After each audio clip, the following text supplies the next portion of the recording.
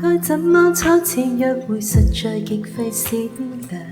起初先推我兩次錯，我氣焰都正常。再約便說好，以禮數伴你獎賞。找一間小店吃飯，浪漫大戲開場。於燭光跟笑意裏談談童年，提及理想。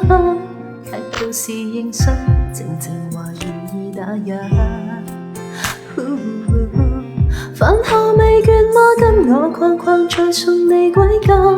我可以為你關起手機純靈魂對話。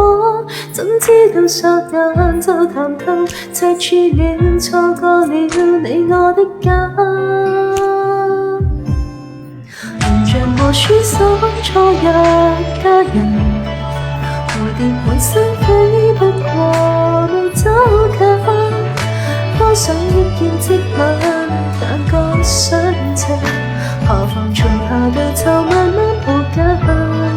明日正開軌這對的人，何讓太心急一吻留低話，成就古典小說裏優雅的情感情緣，愛身份才牽引。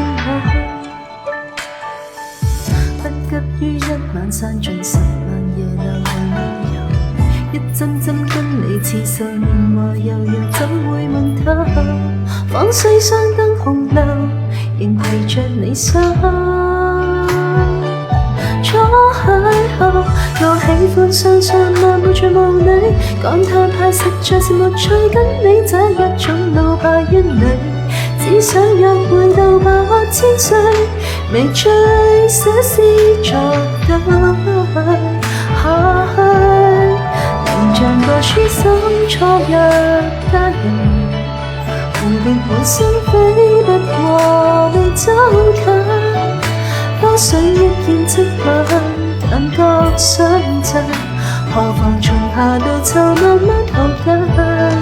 明月正推軌這對的人，何讓太心急一吻留低話，成就古典小說裏優雅的情感，誰狂熱會自焚？誰又要火燭是地總失？甜蜜每日一笑遍比高更一，情是今晚淺酌過一世都未發重現，父母初相識的氣氛，我倆這天初約，逛遍四區所有路燈。